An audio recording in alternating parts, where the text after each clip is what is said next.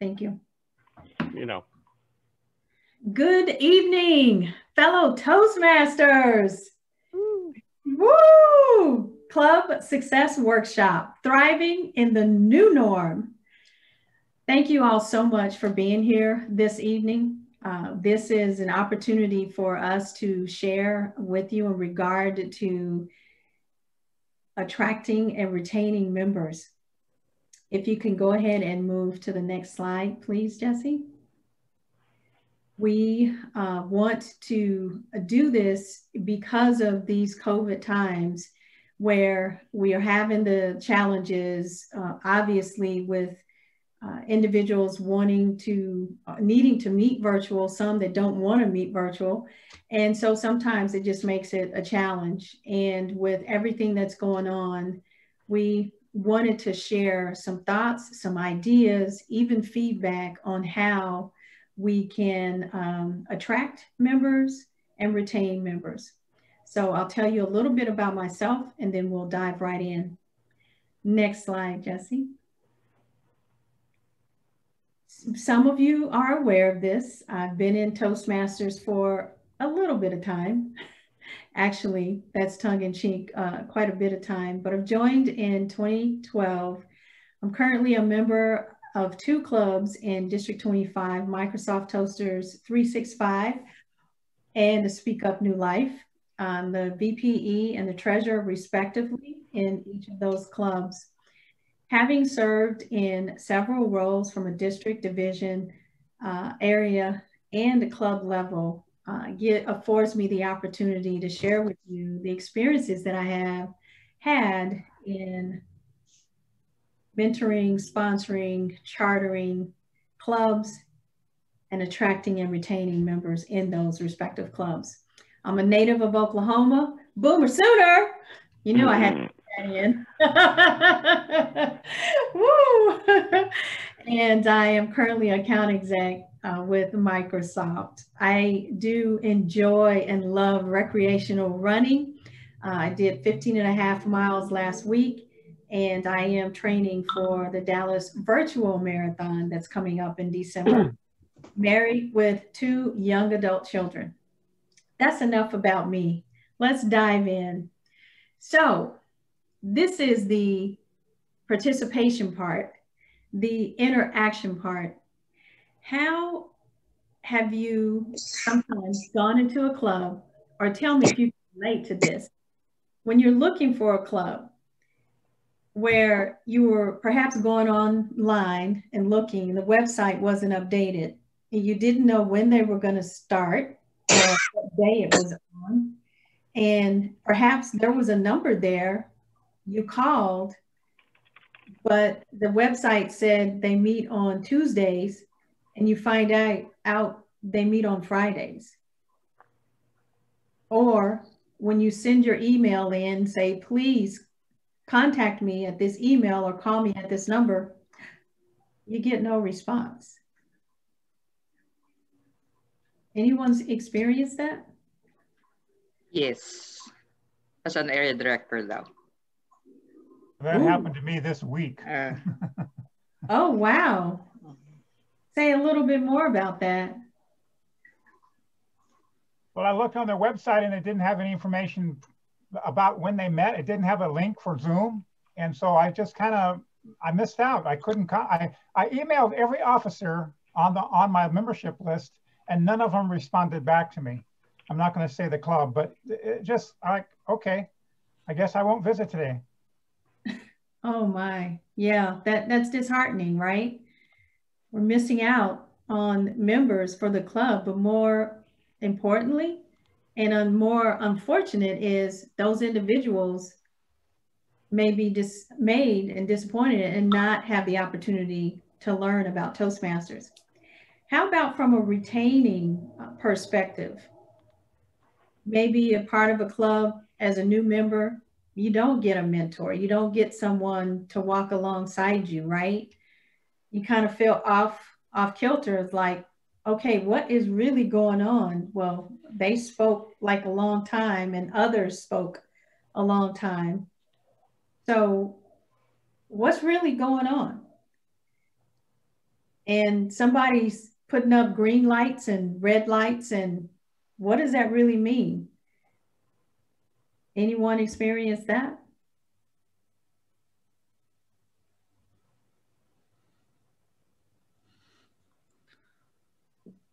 Again, this is the opportunity. Marquita, real quick, you've got to take, some of these are some of the members are resistant to meeting online because they're scared of it. Okay. So I've been doing one-on-ones with them, showing them Zoom's not that hard. It's nothing to be scared of. And here's how you do it. And they feel a lot better after they've seen what Zoom can do, and it's not that hard to do, and it's not that scary.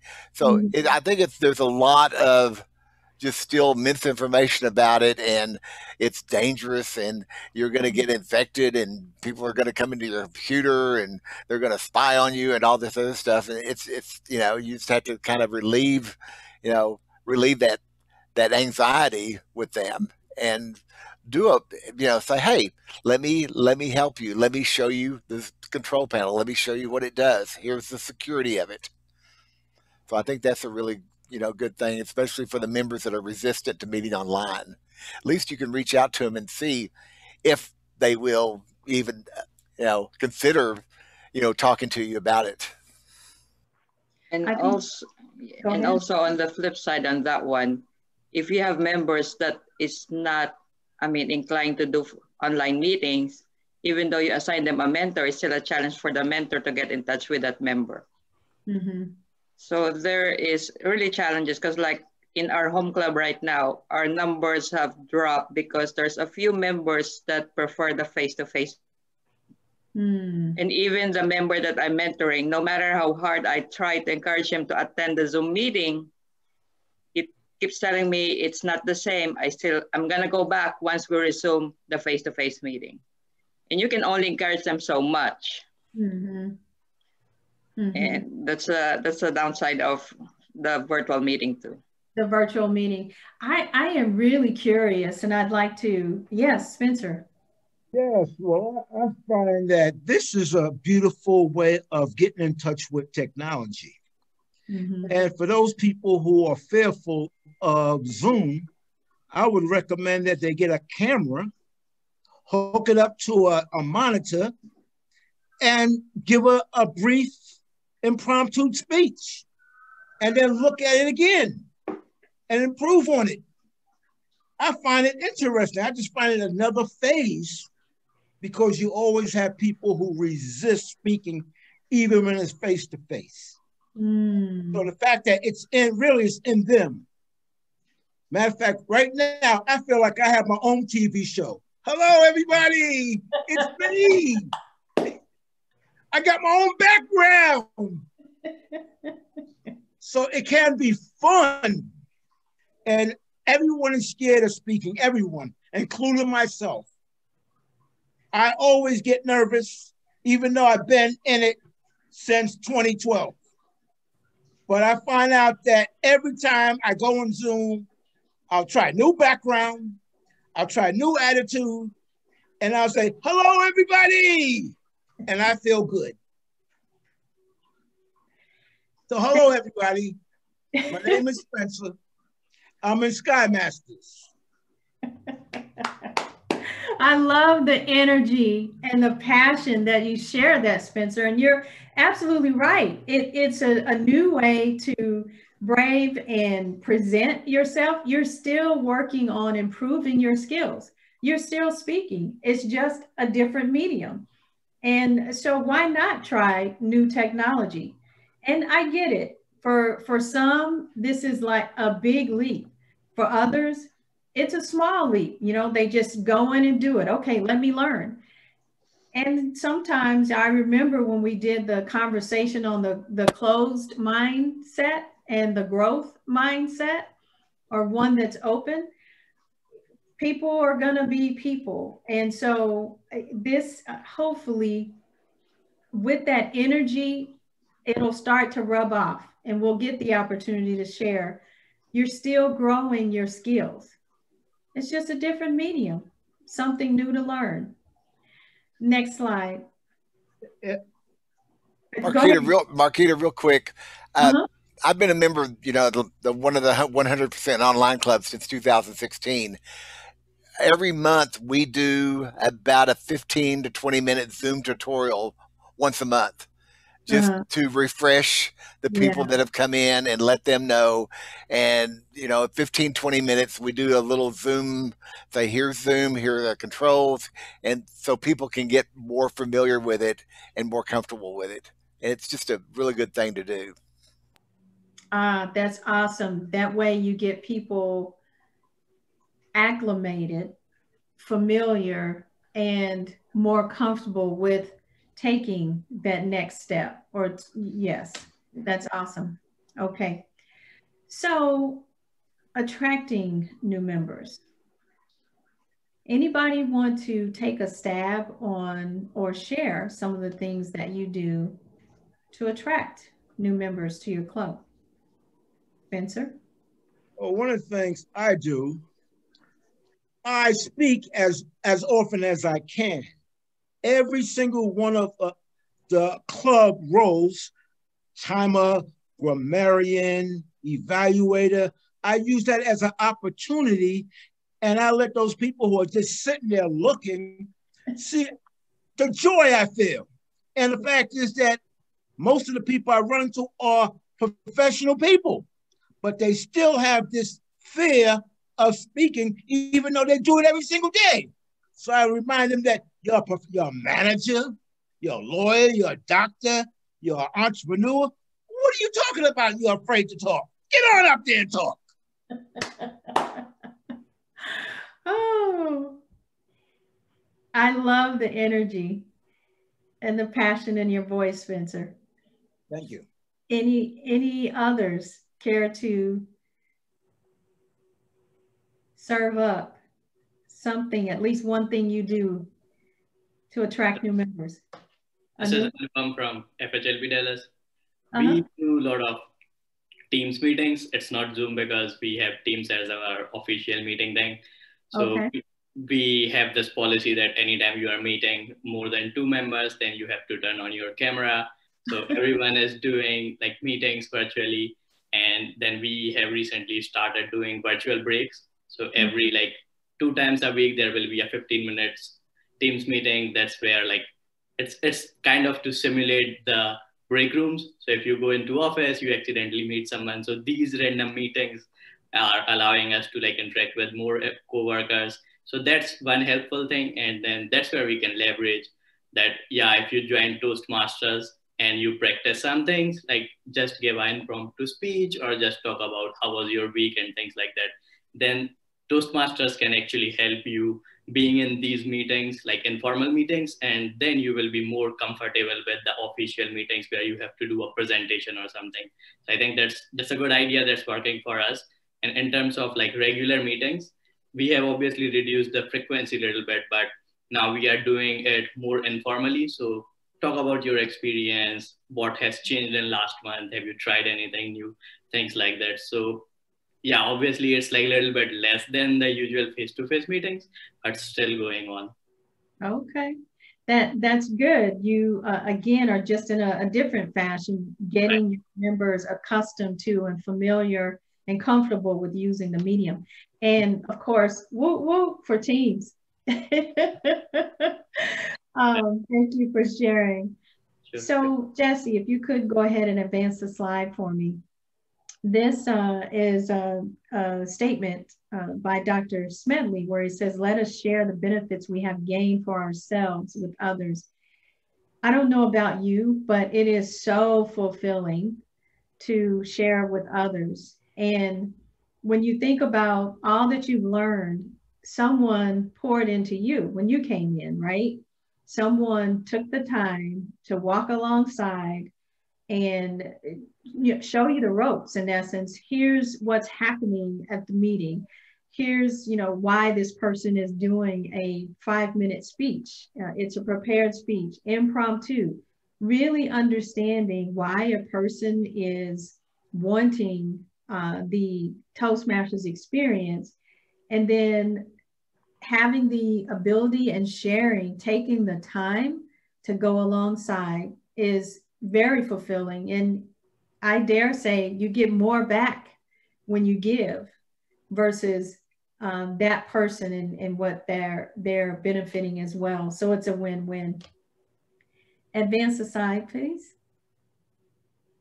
When we look at the meetings, or when we look at attracting members, again, we're going to do different things to prospect, if you will, attract them to coming to Toastmasters, whatever that may be.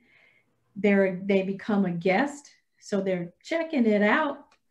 And then the idea ultimately is to convert them to a member. So care to share some of those things from a prospecting perspective that you do as a club?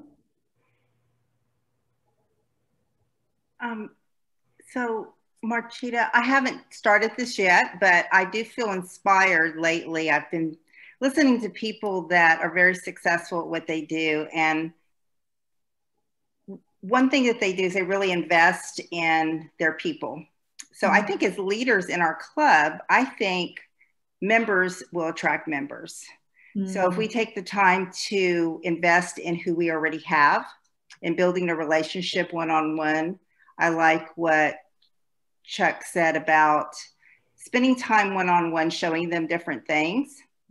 That really says a lot to someone. It says that they're valuable. And I think in turn, then they're going to invite other people. So it's not, I don't know if the burden needs to be on us to find all the new members. Yeah. And at least that's my epiphany lately, that I feel like that's just something that I need to do. And I haven't done it yet, but I think it's a good suggestion. So when you say us, are you referring to yourself as an officer? Yes, or as the president of a club or a VP of education or an officer. I assume most of the people here are leaders in their club. And they're established members. So those are the people that need to build relationships with who they already have coming. And then in turn, those members will invite other people because they'll enjoy coming. So they'll want to invite others. Plus you're enabling them to build a relationship with those people and who will be the new people instead of everything hinging from you. You can't be the spoke where everything radiates from because you don't have enough time. So you have to kind of like that discipling concept about you disciple 3 and somebody else disciples 3 and so forth and so on. You can't be everything to 100 people. Absolutely. Thank you for sharing that. And that's the reason I asked that question, to encourage you to say a little more. We're one person, and when we model the way as officers in our respective clubs, then that ripple effect, right, comes into play. You model that for 1 or 2 or 3 in your club. Those 1 or 2 or 3 go do that for others. And then you get the ripple effect where everybody is expressing and demonstrating the value of being in Toastmasters. And that, quite frankly, attracts others. When we are in our respective sphere of influence and people notice and recognize how polished, how comfortable we are speaking, a question is asked, we respond intelligently, and it's something that people notice.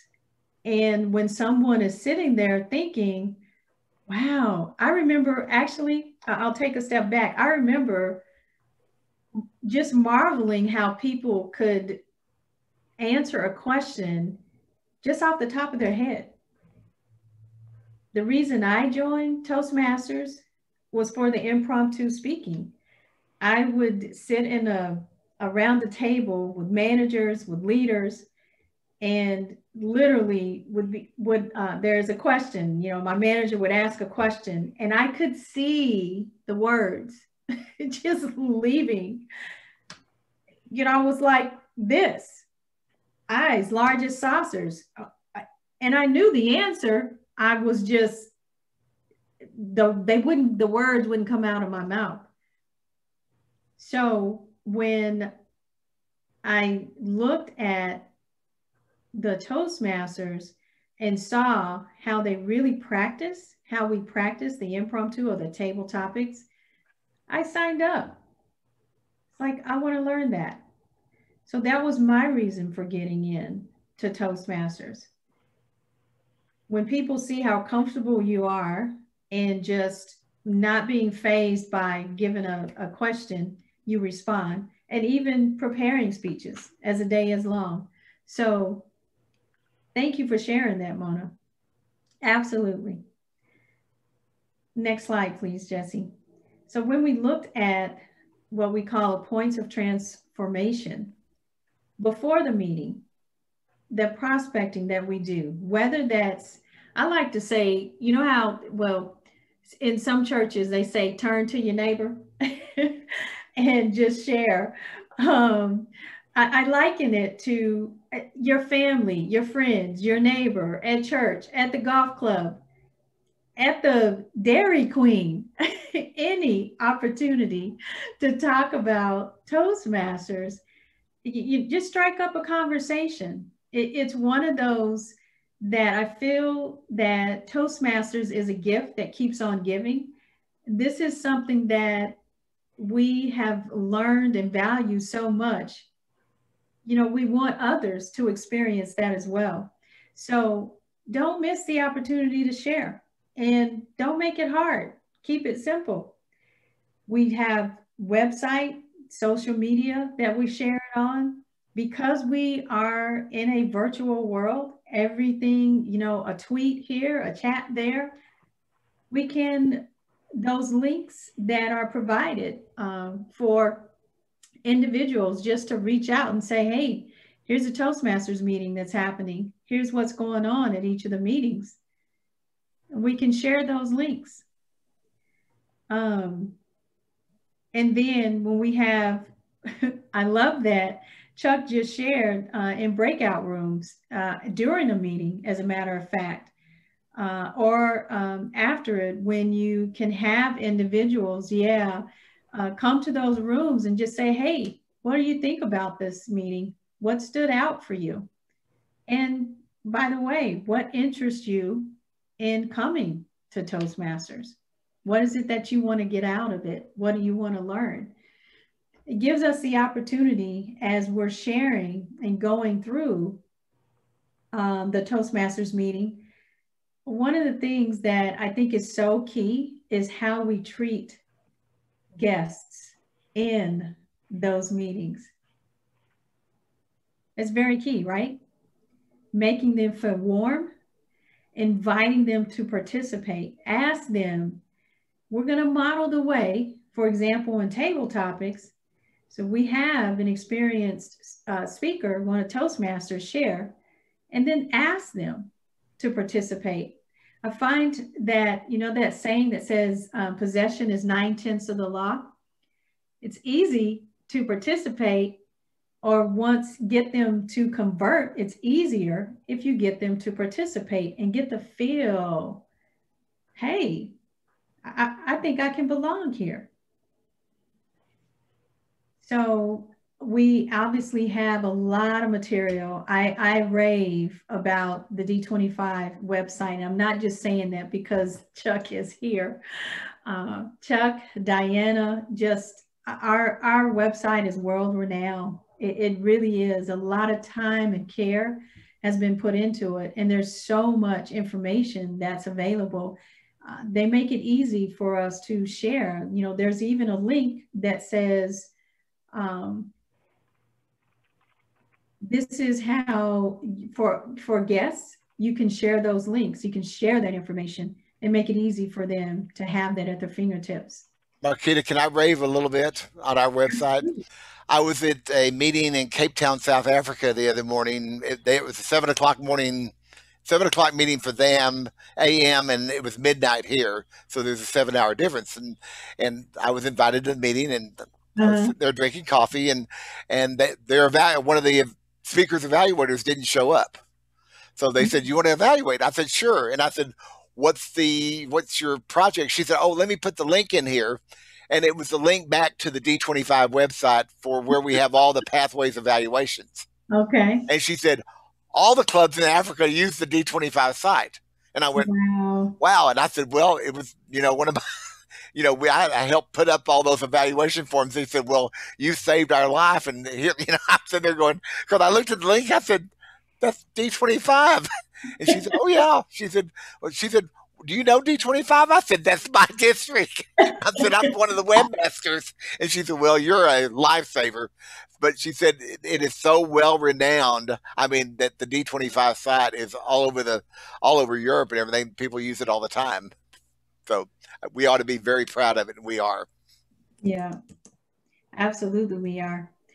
Thank you for continuing that effort. Spencer?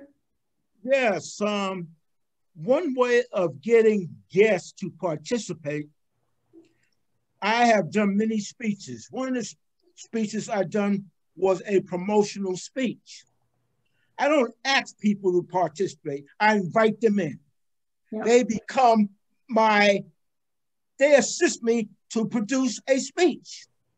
And it does put them on the spot, but after a while, I'm on the spot too. And they, all of a sudden, they just blend in because they can see that they really wanted to participate. They just wasn't given that little nudge. Mm-hmm. Because if you ask, they always have the option of saying no. Because I am nervous. Right. Well, I'm nervous too. All speakers are nervous. So I show that, but I invite them in. Like there's so many different speeches, a salesman speech, you're trying to sell something, invite the person to come in and be the customer. Mm-hmm. Just give them the framework. It's almost like a play. And I find that was so inviting for me as well as them. And most of all, my number one help is the magazine. I love those magazines. I love the hard copy. They have so many topics. And I learn from the people around me. I don't ask for a mentor. I choose my mentor. I just see a speaker, and if they sound good, I invite myself. So that's what I try to motivate for guests. Yeah, thank you for sharing, Spencer. Certainly being tenacious and taking advantage and leveraging the individuals as well as the resources like the Toastmasters magazine, which by the way is virtual or not, well, yeah, electronic now, considering the times. So thank you for sharing that. Another thing that Chuck brought out too, I just wanted to highlight is that opening the bridge before your meeting 30 minutes early, just to socialize, helps to relax and calm down and invite them to feel comfortable in the meeting prior to starting. So it's absolutely one. When we look at after the meeting, definitely want to follow up, right? First of all, don't end the meeting without asking them to join the club. Sometimes people don't become members because we don't ask them to. So that's being that tenacious.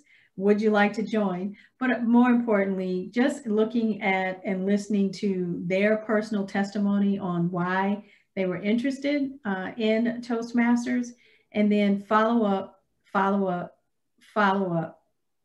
right? Jesse, next slide, please. We're moving into how do we keep our members? This is all about the nudge. I'll go back to that Spencer was talking about. Sometimes even after we become members, we need that nudge to say, okay, when is the next speech?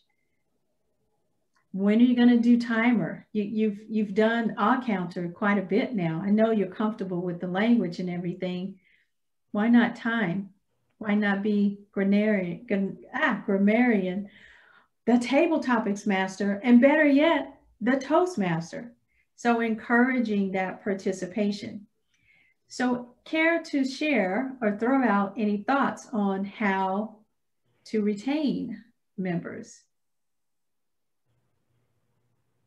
I think you hit the nail on the head. Get them involved, give them roles, make them excited to take on each new role, and really encourage them to participate and be a part of the club. I think that goes a long way. Yeah.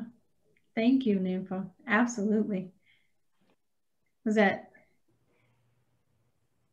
okay? Not even roles, you can ask them to do speeches, share some experiences of them, like if they went to a trip or what's their favorite sport, or if they want to discuss about something. So that also helps, like people have time to prepare for that. And then you can follow up if they are still good or if they need more time to prepare. So I think that can also be a good idea. Absolutely. You give them suggestions on what they can speak on, right? Mm-hmm. Yeah, makes them comfortable that they don't have to go, what am I going to talk about? I don't know. People actually strain the brain on what to talk about.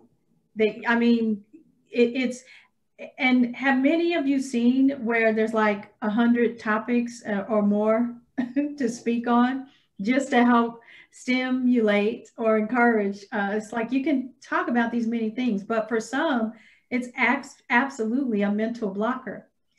So Jesse, please, the next slide.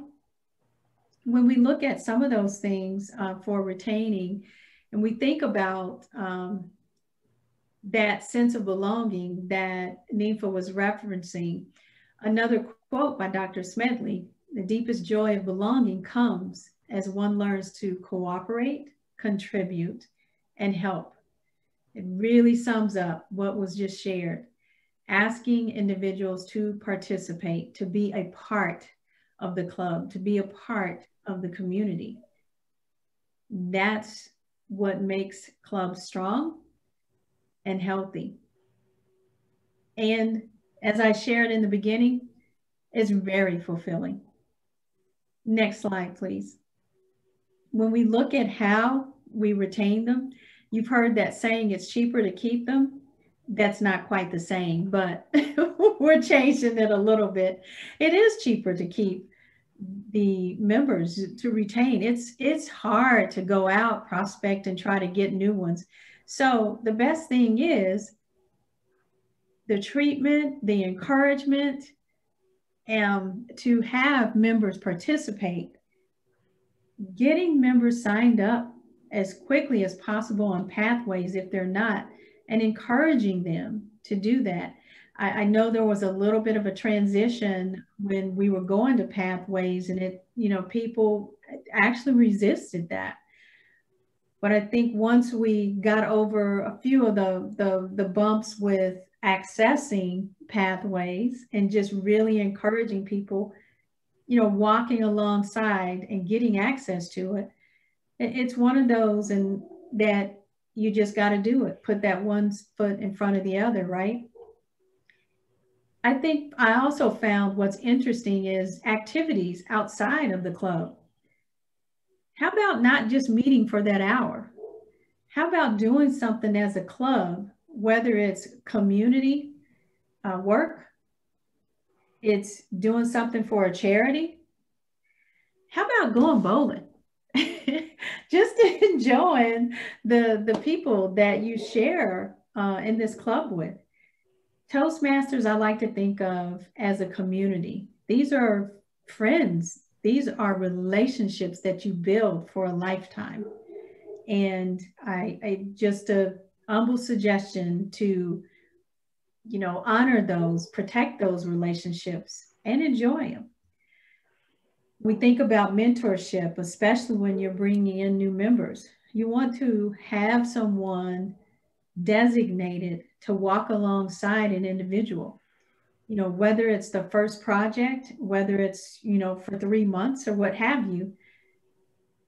It's a lot easier to keep someone in when you're encouraging them and walking alongside them, and you have a designated person to check in and see how they're doing and continuing, helping them to continue to speak and participate.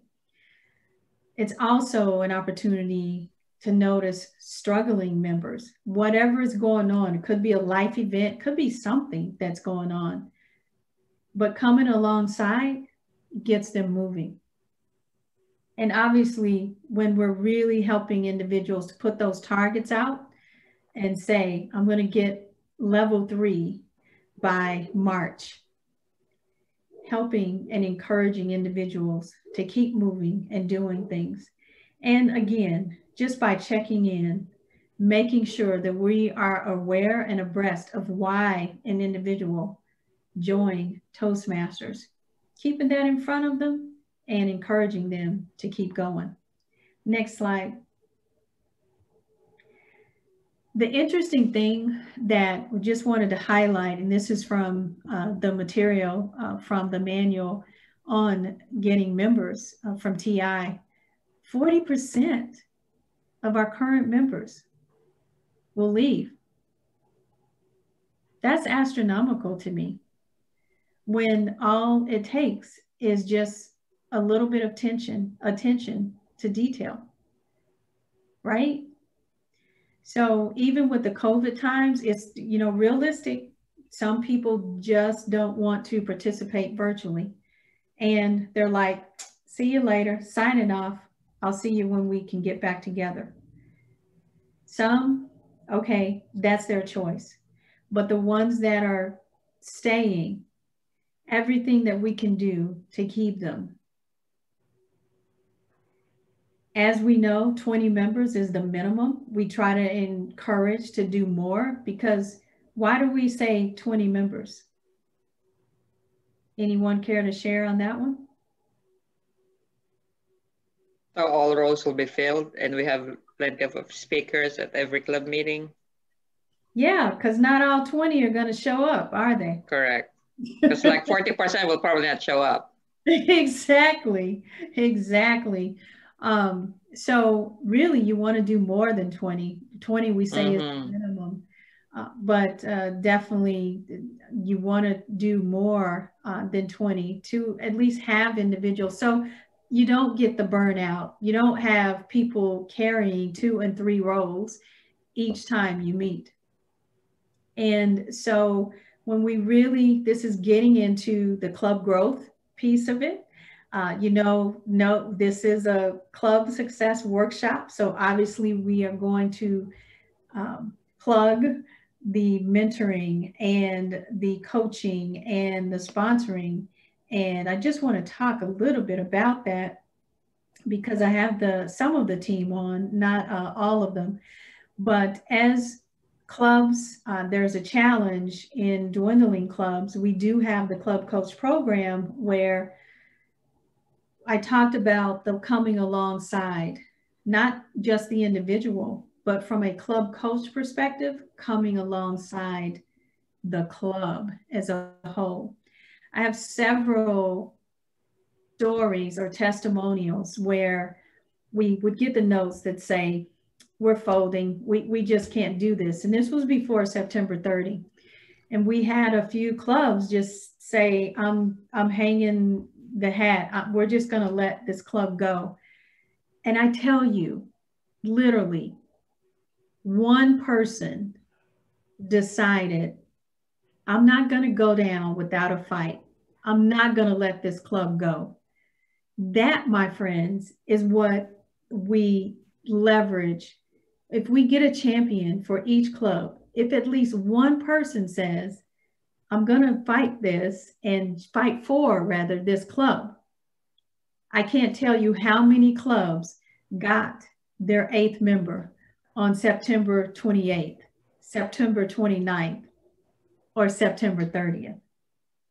It's because one person said, I'm going to fight for this club. We had club coaches to come alongside, encourage, model the way. And that's something that we'll continue to do. Next slide, please. When we look at clubs that have fewer than 12 members, they're eligible for a club coach. And so I just wanted to highlight for clubs, for presidents that are on the call tonight, or if you're not the president and in your club and you know that you have fewer members, and the reason you're here tonight is because you're trying to figure out how do we get more members, please raise your hand. Nicole Gray is our club retention chair. We have individuals that have signed up to be coaches. The beautiful thing is, yes, they get something out of it, but more importantly, they get to pour into you. And that's why they want to be a club coach, to come alongside, model the way, share the load in the sense, inspire, and help the club along the way, help you, work through, here's what you're doing, great. Here's something you may want to think about. Don't be afraid to raise your hand. Bottom line is what I'm trying to share. Ask for the club coach. That's the way to get one. Send us a note, send it to Nicole or send it to myself, and we'll be sure to get a club coach assigned. Now, I want to highlight our sponsors for clubs as well. When we when you have a club that's about to start or you're trying to start one, and I won't steal his thunder. Godfrey is on. And Godfrey, if you'd like to share, I'd certainly yield the floor to have you share a little bit. Godfrey Akuma is our club extension chair. And if you want to come off mute, Godfrey, to share, you're welcome to do so. Thank you so much, Makita. I think you're doing a good job. You can just continue.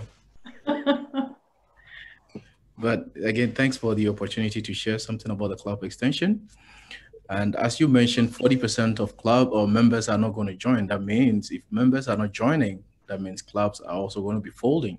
And as clubs begin to fold, that means we have to find new clubs to replace them. There are also clubs, or there are also areas where Toastmasters has not been reached. From your quote earlier on about Ralph Smedley, we have to keep sharing all the good stuff that we have as Toastmasters. We have to keep spreading that. We are in District 25. It's an urban area in the DFW area, but there are still so many areas that don't have clubs. There are companies, there are communities that don't have clubs. And what we have now that we have to share is that big Toastmasters love. So what we do in the club extension team is to help this effort of starting new clubs. And one of those things is to have demo meetings. The demo meetings are where we demonstrate or we show the clubs or we show prospectives what a Toastmasters meeting is like. After getting leads from members like you on this call today, we do follow up with that. And we go and show, okay, this is what a Toastmasters meeting is like, and try to illustrate or bring the members or the prospective members into the fold where we charter new clubs to replenish and then also to help grow the district.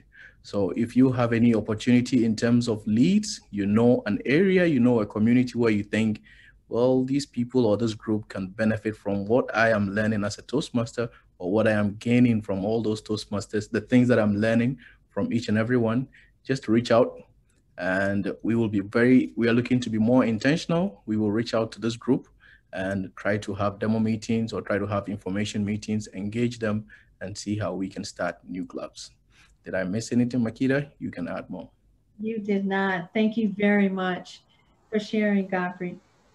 The thing about the sponsors is, yes, they will come alongside as you're building, as you're starting your club, and they will help you in the sense of really motivating to start those clubs.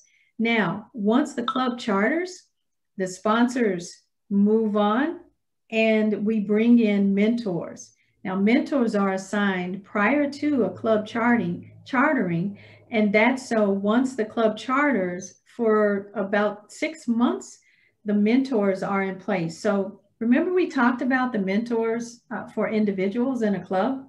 Well, guess what? We have mentors for a club for your clubs. And those new clubs that are starting, we want them to get their Toastmaster legs under them.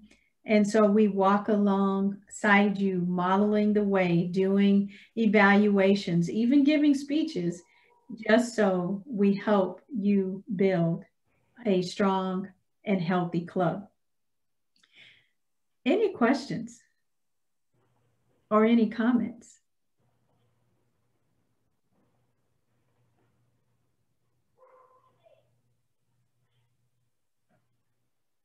Marquita, I had a comment.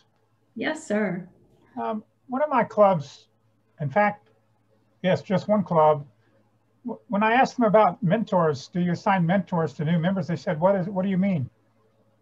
What are you asking?" They didn't know what mentorship, or they didn't know what the mentorship program was. So it kind of took me aback a little bit, because I've been a mentor for other, quite a few members, and so it's a challenge to encourage the clubs to adopt a mentor program, so that when new members come in and wonder what does the role of the timer do, they're encouraged along the way by an experienced mentor. So it's a challenge to get the clubs to actually recognize that mentor programs would be pretty beneficial for the club and for their individual members. So.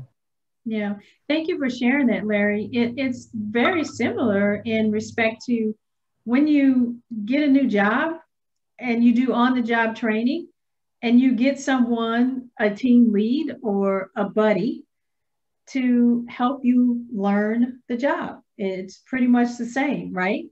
Same difference.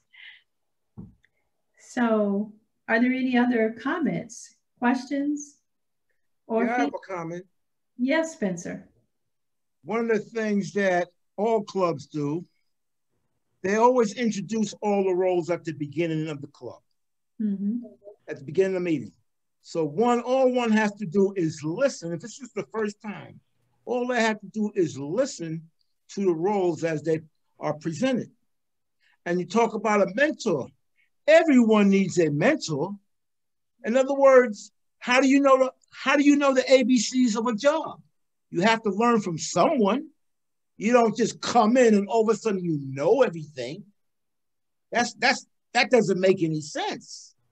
So if people don't know what a mentor is, I'm coming from the teaching field. I'll take out a dictionary and I'll read the definition of a mentor. And I find that people say, okay, yes, because all students, and we are students, when we come to the meeting, I'm still a student, we have to have teachers. And the teachers are the ones who step up to the plate.